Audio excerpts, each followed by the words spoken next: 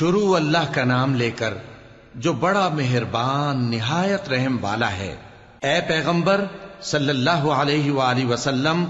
لوگوں سے کہہ دو کہ میرے پاس وحی آئی ہے کہ جنوں کی ایک جماعت نے اس کتاب کو سنا تو کہنے لگے کہ ہم نے ایک عجیب قرآن سنا جو بھلائی کا رستہ بتاتا ہے، سو ہم اس پر ایمان لے آئے، اور ہم اپنے پروردگار کے ساتھ کسی کو شریک نہیں بنائیں گے، اور یہ کہ ہمارے پروردگار کی شان بہت بلند ہے، وہ نہ بیوی رکھتا ہے نہ اولاد، اور یہ کہ ہم میں سے کوئی بے وقوف اللہ کے بارے میں جھوٹ گھڑتا ہے، اور ہمارا یہ خیال تھا کہ انسان اور جن اللہ کی نسبت جھوٹ نہیں بولیں گے، اور یہ کہ بعض بنی آدم بعض جنات کی پناہ لیا کرتے تھے تو اس سے ان کی سرکشی اور بڑھ گئی تھی،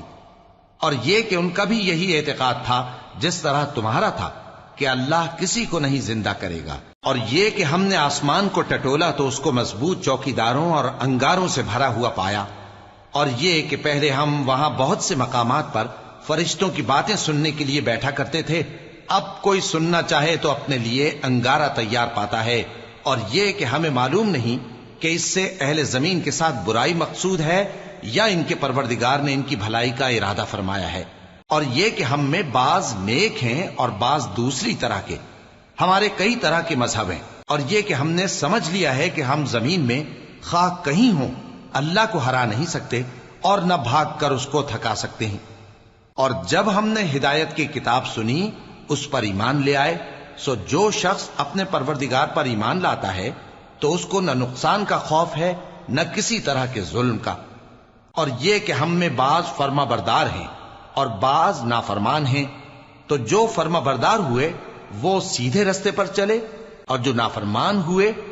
وہ دوزخ کا ایندھن بنے۔ اور اے پیغمبر صلی اللہ علیہ وآلہ وسلم،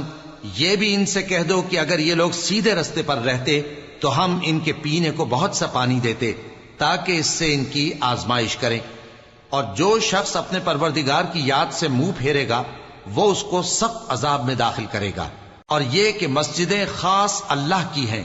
تو اللہ کے ساتھ کسی اور کی عبادت نہ کرو، اور جب اللہ کے بندے یعنی یہ پیغمبر صلی اللہ علیہ وآلہ وسلم اس کی عبادت کو کھڑے ہوئے تو کافر ان کے گرد ہجوم کر لینے کو تھے۔ اے نبی صلی اللہ علیہ وآلہ وسلم، کہہ دو کہ میں تو اپنے پروردگار ہی کی عبادت کرتا ہوں اور کسی کو اس کا شریک نہیں بناتا، یہ بھی کہہ دو کہ میں تمہارے لیے نہ کسی نقصان کا اور نہ نفع کا کچھ اختیار رکھتا ہوں، یہ بھی کہہ دو کہ اللہ کے عذاب سے مجھے کوئی پناہ نہیں دے سکتا اور میں اس کے سوا کوئی جائے پناہ نہیں پاؤں گا، ہاں اللہ کی طرف سے احکام کا اور اس کے پیغاموں کا پہنچا دینا ہی میرے ذمہ ہے، اور جو شخص اللہ اور اس کے پیغمبر کی نافرمانی کرے گا تو ایسوں کے لیے جہنم کی آگ ہے، وہ ہمیشہ ہمیشہ اس میں رہیں گے، یہاں تک کہ جب یہ لوگ وہ دن دیکھ لیں گے جس کا ان سے وعدہ کیا جاتا ہے، تب ان کو معلوم ہو جائے گا کہ مددگار کس کے کمزور ہیں اور شمار کن کا تھوڑا ہے۔ کہہ دو کہ جس دن کا تم سے وعدہ کیا جاتا ہے میں نہیں جانتا کہ وہ عنقریب آنے والا ہے یا میرے پروردگار نے اس کی مدت دراز کر دی ہے،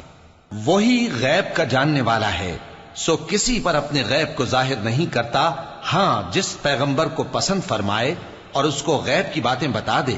تو اس کے آگے اور پیچھے نگہبان مقرر کر دیتا ہے تاکہ معلوم فرمائے کہ انہوں نے اپنے پروردگار کے پیغام پہنچا دیے ہیں، اور یوں تو اس نے ان کی سب چیزوں کا ہر طرف سے احاطہ کر رکھا ہے اور ایک ایک چیز گن رکھی ہے۔